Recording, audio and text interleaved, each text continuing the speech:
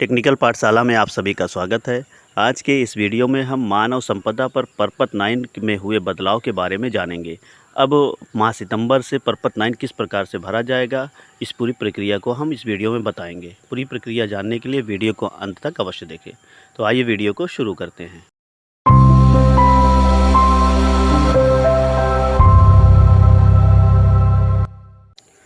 साथियों, मानव संपदा में जो हम लोग ऑनलाइन अटेंडेंस हर माह भरते हैं 21 तारीख से 25 तारीख के बीच में, उसमें माह सितंबर से विभाग द्वारा कुछ बदलाव किया गया है। इस वीडियो में हम जानेंगे कि क्या क्या बदलाव हुए हैं। अब हमें किस प्रकार से मानव संपदा पर अपने अटेंडेंस को भरना होगा, यानी परपत 9 हम अब माह सितंबर से किस प्रकार भरेंगे। इस वीडियो में हम स्टेप बाय स्टेप सारी चीज़ें सीखेंगे। साथियों, यहाँ पर जो बदलाव हुआ है उसके बारे में एक संक्षिप्त परिचय दिया गया है और बताया गया है कि मानव संपदा के पेरोल मॉड्यूल पर उपलब्ध उपस्थिति उप मॉड्यूल अटेंडेंस सब मॉड्यूल का उपयोग करते हुए अभी तक आप सब ने छुट्टियों से संबंधित डाटा भरा है, परंतु आप सब के द्वारा प्रतिमाह उन छुट्टियों का डेटा भी भरा जाता रहा है जो संबंधित माह में स्वीकृत नहीं है। स्वीकृत छुट्टियों का वेतन बनाने की प्रक्रिया में कोई प्रत्यक्ष भूमिका नहीं है। जिन छुट्टियों की प्रत्यक्ष भूमिका होती है वो हैं अस्वीकृत छुट्टी अथवा अनधिकृत छुट्टी। सितंबर 2021 से यह प्राविधानित किया गया है कि अब विद्यालय के प्रधानाचार्य कार्यवाहक द्वारा अस्वीकृत छुट्टी अथवा अनधिकृत छुट्टी की ही प्रविष्टि दर्ज की जाएगी। इसका मतलब साथियों ये हुआ कि अगर आपकी छुट्टी जो आपने लिया है वो बाकायदा अप्रूव हुई है तो ऐसी छुट्टियों को हम दर्ज नहीं करेंगे। पहले अब तक जो हम दर्ज कर रहे थे सिर्फ जो हम लोग छुट्टी अप्रूव्ड है वही दर्ज करते थे और इस बार से उसको छोड़ देना है। अब आगे बढ़ते हैं। यह भी प्रावधानित किया गया है कि जितनी भी अस्वीकृत छुट्टियों की प्रविष्टियां हैं वह सभी प्रविष्टियां लीव मॉड्यूल से एक्सट्रैक्ट करके अटेंडेंस मॉड्यूल में सेव की जाएंगी। अनधिकृत छुट्टी की प्रविष्टियां पूर्व की भांति ही भरी जाएंगी, यानी अनऑथराइज्ड लीव जो रहती थी या नॉन सैंक्शन लीव जो पहले जैसे भरते थे वैसे ही भरी जाएंगी। सिर्फ आपको वो बंद कर देना है जो अप्रूव्ड लीव रहती थी उसको नहीं भरना है। अब लीव मॉड्यूल से अस्वीकृत लीव एक्सट्रैक्ट कैसे करें, अब ये पूरी प्रक्रिया यहाँ से स्टार्ट हो रही है। सबसे पहले जो भी प्रधानाध्यापक है वो अपने मानव संपदा पोर्टल को लॉगिन करेंगे, फिर पेरोल मॉड्यूल पे जाएंगे जैसे आप पहले जाते थे। अटेंडेंस बटन को जैसे पहले आप ग्रीन कलर वाली दबाते थे वैसे फिर से प्रेस करेंगे। फिर अटेंडेंस बटन को दबाने के पश्चात अटेंडेंस उप मॉड्यूल का होम पेज खुलेगा जिसके ऊपर आपको आवश्यक सूचना दिखेगी। अब ये होगा साथियों आपका पहला जो है पेज। अब यहाँ से प्रक्रिया स्टार्ट होती है। आप सबसे पहले लीव मॉड्यूल में जाएंगे, उसके बाद अटेंडेंस में जाएंगे तो इस तरह का एक पॉपअप आपके पेज पे दिखेगा। उसमें कुछ चीज़ें लिखी हुई हैं, आप इसको पढ़ सकते हैं। 5 बिंदुएँ लिखी हैं। एक नंबर पर है माह की अटेंडेंस में अब विद्यालय स्तर से शिक्षकों की अस्वीकृत छुट्टियों की जानकारी व अनधिकृत रूप से अनुपस्थित शिक्षकों का विवरण ही भेजा जाएगा।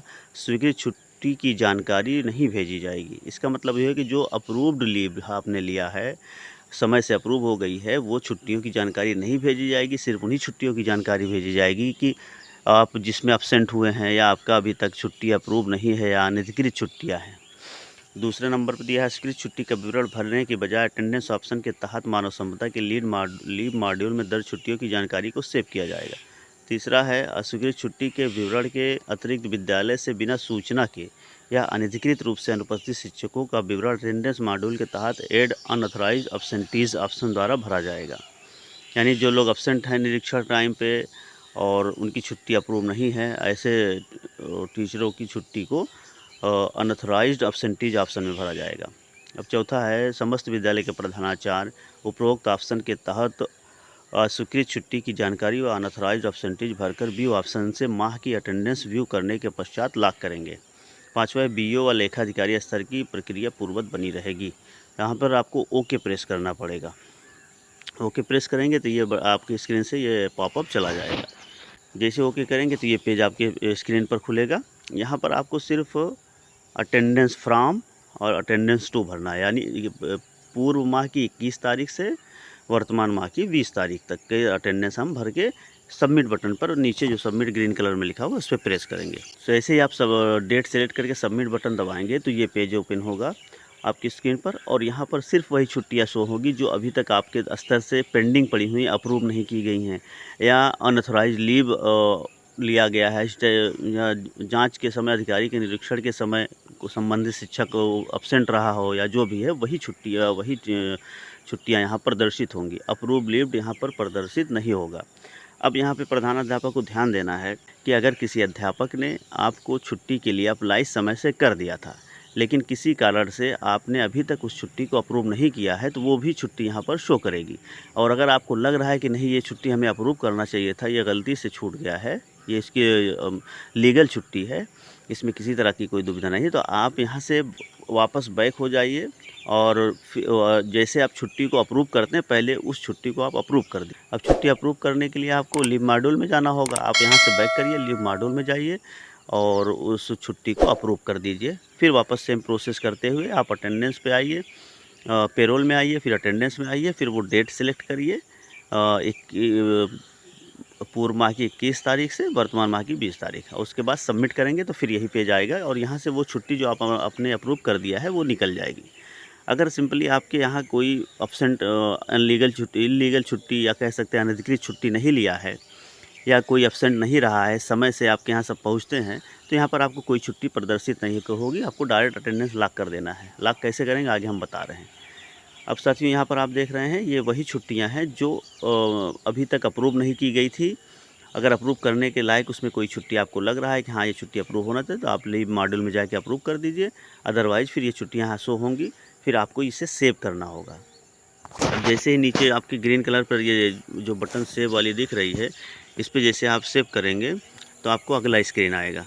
इस तरह से एक आपको पॉपअप मिलेगा। पॉपअप पढ़ लीजिए क्या लिखा हुआ है। आपके द्वारा लीव मॉड्यूल से लीव का डाटा एक्सट्रैक्ट किया गया है। कृपया संबंधित डाटा के पहली बात जांच कर ले। अगर आपको लगता है कि किसी कर्मचारी की लीव को स्वीकृत किया जा सकता है तो लीव मॉड्यूल पर जाकर उस कर्मचारी की लीव को स्वीकृत करें एवं पुनः यहाँ आकर आप डाटा चेक करें और त्रुटि रहित डाटा सेव करें। एक बार लीव मॉड्यूल से डेटा अटेंडेंस मॉड्यूल में सेव हो जाने के उपरांत किसी भी प्रकार का कोई भी संशोधन नहीं होगा।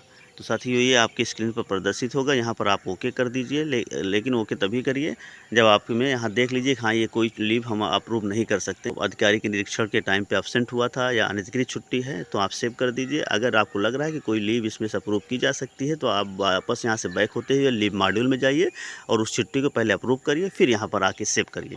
जब आप सेव करेंगे तो फिर आपकी स्क्रीन पर इस तरह से एक पॉपअप आएगा, your extract leave is now successfully saved. इस तरह से रहेगा। आप यहाँ पे ब्लू कलर में जो ओके लिखा है उसको प्रेस करेंगे।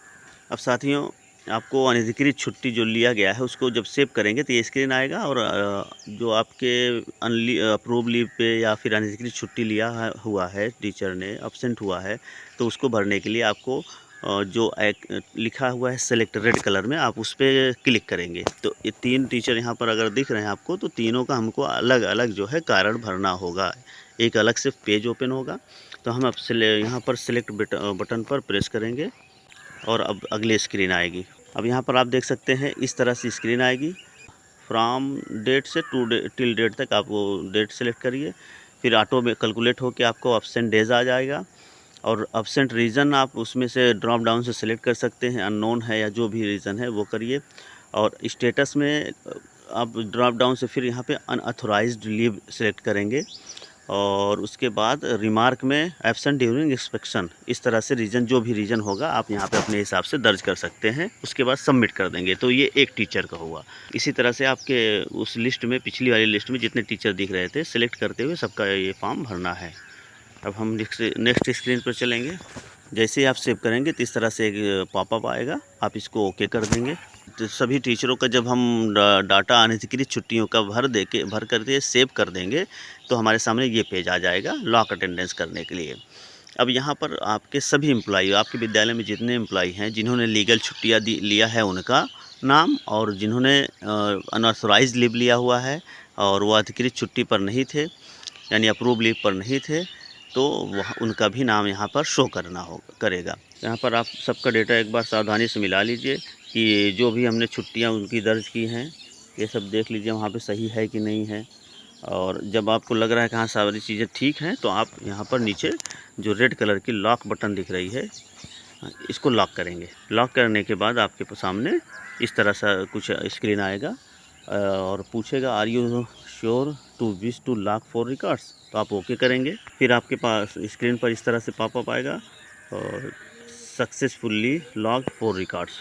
ओके करने के बाद इस तरह की स्क्रीन आएगा। ऊपर आप देख रहे हैं रेड कलर में प्रिंट का ऑप्शन है, आप यहाँ से प्रिंट आउट निकाल के रख सकते हैं।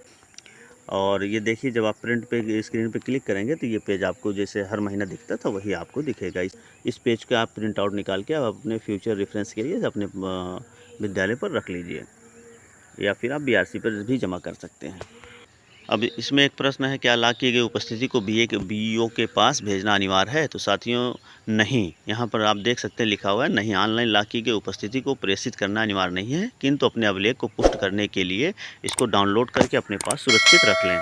तो साथियों ये थी पूरी प्रक्रिया मानव संपदा पर अपना अटेंडेंस यानी प्रपत्र 9 फिल करने की। वीडियो को अंत तक देखने के लिए आप सभी का बहुत बहुत धन्यवाद। जल्दी ही हाजिर होंगे हम एक नए वीडियो के साथ, तब तक के लिए अलविदा।